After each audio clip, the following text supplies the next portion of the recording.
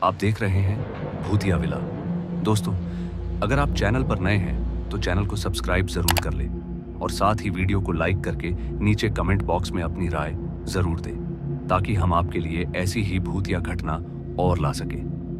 तो चलिए बढ़ते हैं आज की कहानी की ओर। यह कहानी है राजेश जी की, जो अरुणाचल प्रदेश के रहने वाले हैं, लेकिन वह किसी काम से किसी दूसरे शहर में गया हुआ था। लेकिन जब वक्त ने बताया कि अब समय हो चला है वापस घर लौटने का, तब जाकर राजेश उस शहर से अपना सारा काम खत्म करके वापस रेलवे स्टेशन पर पहुंच गया। स्टेशन पर पहुंचने के बाद उसने एक नजर वहां चारों तरफ दौड़ाई तो वो स्टेशन पूरी तरीके से वीरान था। उस खौफनाक रेलवे स्टेशन का एक एक कोना एकदम वीरान पड़ा था। उसको अपनी आंखों पर यकीन नहीं हो रहा था कि इतना बड़ा स्टेशन इतनी जल्दी इस कदर वीरान पड़ सकता है। ट्रेन के आने में अभी भी काफी वक्त बचा हुआ था, जिस वजह से काफी देर एक जगह बैठने के कारण वो उभरने लगा। इसलिए वो इधर उधर भटकने लगा। उसे इस वक्त गर्मा गर्म चाय की बहुत ज्यादा जरूरत थी, क्योंकि उसके लिए तो बिना चाय पिए सफर ही अधूरा था। वो अपनी तिरछी नजरों के साथ उस स्टेशन के एक एक कोने को परखने लगा, लेकिन दूर दूर तक रोशनी का कोई संकेत नहीं था। इतने बड़े रेलवे स्टेशन पर ऐसा सन्नाटा होना कोई नॉर्मल बात तो नहीं थी। जब उस स्टेशन पर कोई भी दिखाई नहीं दिया, तब जाकर राजेश उस रेलवे स्टेशन से बाहर की तरफ निकलने लगा। रात के तकरीबन 10 बज चुके थे और जब राजेश उस स्टेशन से बाहर निकलने की फिराक में था, और तभी उसे सुनसान पड़े रेलवे स्टेशन पर एक अनाउंसमेंट हुई और उस अनाउंसमेंट में बताया गया कि थोड़ी देर के बाद ट्रेन अपने स्टेशन पर पहुंचने वाली है। यह सुनते ही राजेश के चलते हुए पांव एकदम से रुक गए और तभी उसे किसी चाय की टपरी वाले की आवाज सुनाई दी। और यह सुनते ही जब राजेश अपने पीछे की तरफ पलटा तो उसने देखा कि 10 साल का एक मासूम सा बच्चा अपने हाथ में एक केतली लिए राजेश को अपनी ओर आने का इशारा कर रहा था। इसलिए राजेश चाय का प्यासा उस बच्चे की ओर बढ़ने लगा। लेकिन इस बार जब राजेश उस बच्चे की तरफ बढ़ रहा था तो उसने देखा कि अब पता नहीं कहां से, मगर उस स्टेशन पर कुछ गिने चुने यात्री खड़े हुए दिखाई देने लगे। और उनको देखने के बाद तो बिल्कुल ऐसा ही लग रहा था मानो वह भी किसी सफर को अंजाम देने वाले हैं। सभी के हाथों में बड़े बड़े बैग नजर आ रहे थे। खैर, राजेश चुपचाप उस स्टेशन पर पड़ी एक बेंच पर बैठ गया और उस बच्चे से एक कप चाय लेने के बाद चाय की चुस्कियां लेने लगा। उसे तो विश्वास ही नहीं हो रहा था कि इतनी जल्दी इस रेलवे स्टेशन पर इतने लोग कैसे पहुंच गए। लेकिन उस वक्त उसके लिए इतना ही काफी था कि स्टेशन पर काफी लोग नजर आ रहे थे। राजेश अब जल्दी जल्दी चाय की चुस्कियां लेने लगा, क्योंकि ट्रेन के आने का वक्त हो चला था। और जब तक उसने चाय के कप को खाली किया, तब तक ट्रेन अपने प्लेटफॉर्म पर पहुंच चुकी थी। और ट्रेन प्लेटफॉर्म पर पहुंचते ही राजेश अपना सामान उठाते हुए ट्रेन की तरफ चल पड़ा। लेकिन वह भूल चुका था कि उसने उस 10 साल के बच्चे को चाय के पैसे नहीं दिए हैं। राजेश ट्रेन की बोगी में चढ़ गया और उसके पीछे 2 और यात्री भी थे जो उस बोगी के अंदर दाखिल हुए। उस बोगी में चढ़ने के बाद से ही राजेश को एक अजीब सी दुर्गंध आई। बोगी के अंदर तो ऐसा कुछ भी नहीं था। चारों ओर एक गहरा सन्नाटा पसरा हुआ था। ऐसा तो पहली बार था जब राजेश को इस भयानक दुर्गंध से सामना करना पड़ रहा था। धीरे धीरे वह मंद हवाएं आनी भी अब बंद हो गई। खैर, अब राजेश पूरा पसीने से भीग चुका था। फिर वो अपने बर्थ से उठा और दरवाजे के पास पहुंचा। और जब वो उस दरवाजे के पास पहुंचा तो उसे काफी हद तक राहत और चैन की सांस मिली। वो आराम से वहीं खड़ा होकर ठंडी ठंडी हवाओं में मग्न हो गया। थोड़ी देर के बाद ही एक आदमी राजेश को हाथ लगाते हुए बोला, अरे आप यहां पर क्यों खड़े हो? अंदर आइए। जानते नहीं आप इस दुनिया में बोगी के पास खड़ा होना भी मना है। मगर राजेश उस शख्स को घूरते हुए बोला, क्या? और कौन सी दुनिया की बात कर रहे हैं आप?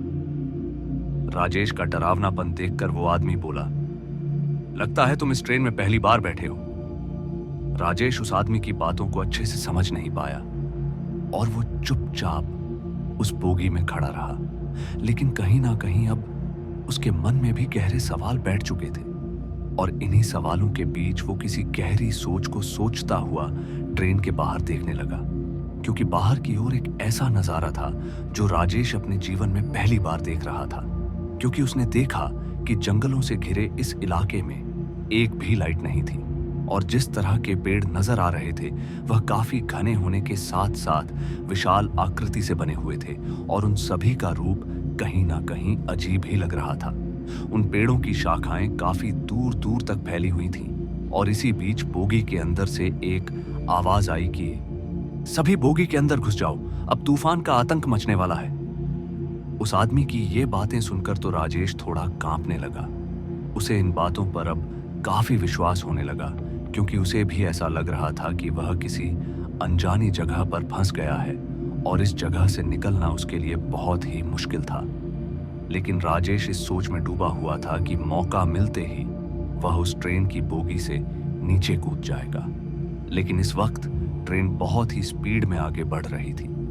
अभी ट्रेन उस जगह से थोड़ी दूर आगे पहुंची ही थी कि अचानक से धूल के कण उस बोगी के अंदर नजर आने लगे और हवा भी काफी जोरों से चल रही थी। एक पल के लिए सब कुछ खामोश हो चुका था। चारों तरफ जोरदार सन्नाटे ने अपना रंग जमा लिया था। इसी बीच राजेश उस बोगी की छानबीन के लिए इधर उधर भटकने लगा, क्योंकि कुछ देर पहले तो उसे उस बोगी के अंदर गिने चुने लोग ही नजर आ रहे थे, लेकिन अब किसी की आवाज तक नहीं थी। और जब तक राजेश उस बोगी के अंदर चक्कर काट रहा था तो उसे कोई भी नजर ही नहीं आया। वो बोगी अब पूरी तरीके से एकदम सुनसान नजर आ रही थी। राजेश को अपनी आंखों पर विश्वास ही नहीं हुआ और तभी उसकी नजर बोगी के किनारे की ओर निकलने वाले धुएं पर पड़ी, लेकिन वो धुआं उस बोगी से निकल रहा था। राजेश को लगा कि शायद इस बोगी के अलावा कुछ लोग दूसरी बोगी के अंदर मौजूद हैं, मगर वह कहाँ जानता था कि आज उसका पाला इन इंसानों से नहीं बल्कि शैतानों से पड़ा है। वो अपनी जान की परवाह करता हुआ उस दरवाजे को खोलने की कोशिश करने लगा, लेकिन उसकी तमाम कोशिशें एकदम से विफल साबित हुई और राजेश अब रोने की हालत में आ चुका था। लेकिन अभी तो कुछ ऐसे खौफनाक मंजर बाकी थे जब उसे ऐसा लगने लगा कि अब इस बोगी को खोल पाना उसके बस की बात नहीं है। तो वह वापस आकर उसी बोगी के अंदर बैठ गया जिस बोगी के अंदर वह बैठा हुआ था। समय बीतने के साथ ही अब रात घनी हो चुकी थी। चारों तरफ इतना जोर का अंधेरा था कि साफ साफ बोगी का दरवाजा देख पाना भी बहुत ही मुश्किल था। लेकिन तभी राजेश के पैर पर कुछ जोर से गिर पड़ा और जब राजेश ने अपने पैर की तरफ देखा तो अंधेरा होने की वजह से वह साफ साफ देख नहीं पाया, लेकिन उसे पूरी तरीके से विश्वास तो हो चुका था कि वह असल में किन्हीं शैतानी शक्तियों के चंगुल में फंस चुका है और यहां से बचकर निकलना अब उसके लिए बहुत ही मुश्किल होने वाला है। अभी वह सोच में डूबा हुआ था कि अचानक किसी ने उसके हाथ को पकड़ते हुए कहा, अगर यहां से बचकर निकलना है तो इस बोगी से नीचे कूद जाओ, और अगर इस बोगी से नीचे कूद गए तो तुम्हारी हड्डी तक नहीं मिलेगी। राजेश को समझ ही नहीं आ रहा था कि आखिर वह आदमी उसकी मदद करने आया है या फिर उसे डराने के लिए। राजेश अपनी हैरानी भरी निगाहों से देखते हुए बोला, आप कौन हो और आपको कैसे पता कि मैं इस ट्रेन के अंदर फंस गया हूं? तो सामने से कोई जवाब नहीं मिला, मगर इस बार उसने अपने फोन की टॉर्च ऑन की और चारों तरफ के माहौल को महसूस करने लगा, लेकिन तभी उसे कोई नजर ही नहीं आया। फिर उसकी नजर उस बोगी के अंदर बैठी हुई एक औरत पर पड़ी जो उस ट्रेन की बोगी के एक कोने से चिपक कर बैठी हुई थी। राजेश कुछ पल के लिए उस औरत को देखकर सहम उठा और जब उस औरत ने अपनी मुंडी को पीछे की तरफ घुमाना शुरू किया तो राजेश की कपकपी छूट गई, क्योंकि इस बार उसने देखा कि उस औरत के चेहरे पर खून लगा हुआ था और उसके पीछे की तरफ किसी का कटा हुआ हाथ पड़ा था। शायद वह उसी हाथ को चबा रही थी और यह देखकर राजेश एक जोरदार चीख के साथ वापस पीछे की तरफ हटने लगा और उसके बाद सीधा वह नीचे गिर पड़ा। नीचे गिरने की वजह से राजेश का सर बोगी में लगे लोहे की धातु से टकरा गया, जिस वजह से उसकी आंखों के सामने अंधेरा छाने लगा और फिर उसकी आंखें बंद हो गईं। फिर जब उसने अपनी आंखें खोली तो उसने पाया कि वह अभी भी उसी बोगी के अंदर लेटा हुआ था और एक मंद मंद रोशनी बोगी के अंदर फैली हुई थी। तभी राजेश अपने शरीर को हिलाते हुए इधर उधर देखने लगा। तभी उसकी नजर सामने की तरफ बैठे एक साधु बाबा पर पड़ी, जो दिखने में किसी अघोरी की तरह लग रहे थे। वो बाबा लगातार राजेश को घूर रहा था, लेकिन राजेश चुपचाप पीछे हटने लगा और उसके बाद वो बाबा बोल पड़ा, डरो मत, मैं तुम्हें मारने नहीं आया। राजेश को इस वक्त किसी भी इंसान पर विश्वास नहीं था। वह सिर्फ इतना जानता था कि यह ट्रेन पूरी भूतों से भरी हुई है, और जब उसने एक नजर बाहर की तरफ मारी तो उसकी आंखें फटी की फटी रह गईं। दरअसल उसने देखा कि वहां चारों तरफ उजाला छाया हुआ था। ऐसा लग रहा था मानो अब उस जगह पर सूर्य उदय हो चुका है और रोशनी से भरी वह दुनिया सच में काफी अजीब लग रही थी। लेकिन यह सिर्फ एक पल की रोशनी थी। थोड़ी देर के बाद चारों तरफ दिखाई देने वाली रोशनी एकदम से गायब होने लगी और एक बार फिर चारों ओर का माहौल सन्नाटे में डूब गया।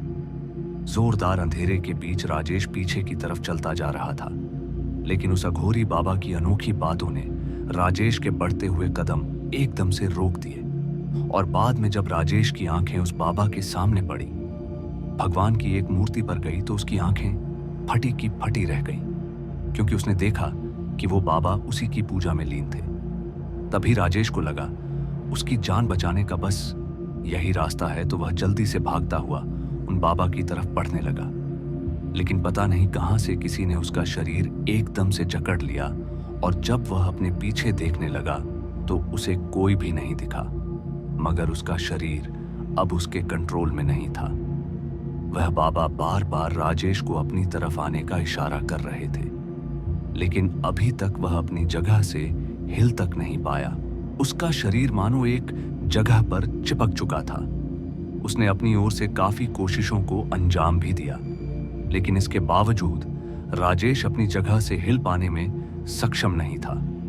फिर उस बाबा ने आवाज देते हुए कहा, अपने आप को कंट्रोल में करने की कोशिश करो, वरना यह ट्रेन की आत्माएं तुम्हें खत्म करने में ज्यादा वक्त नहीं लेंगी।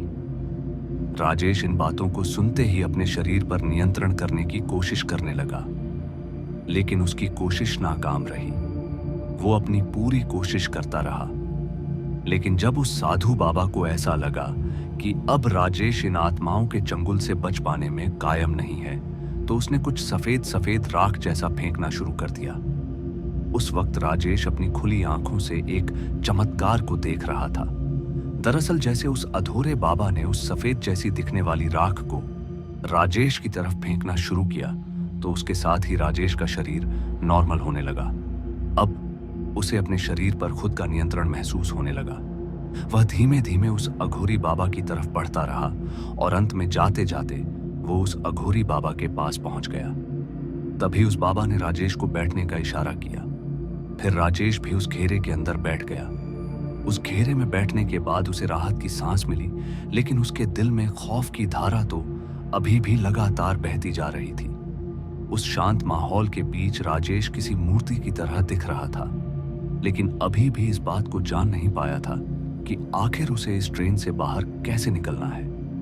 एक बार फिर जब राजेश ट्रेन से बाहर का नजारा देखने लगा, तो इस बार उसने पाया कि ट्रेन एक पुल के ऊपर से गुजर रही थी, और इसी बीच उस अघोरी बाबा ने राजेश की आंखों में कुछ फेंक दिया, जिस वजह से राजेश की आंखों में बहुत ही जोर की जलन होने लगी, और उस जलन के कारण राजेश की आंखें कुछ देर के लिए एकदम से बंद हो गईं। और जब उसने अपनी आंखें खोली तो अब की बार उसने देखा कि वो उसी स्टेशन पर बैठा हुआ था जिस स्टेशन से वो ट्रेन में दाखिल हुआ था। लेकिन इस बार देखने में वो स्टेशन किसी खंडहर की तरह लग रहा था।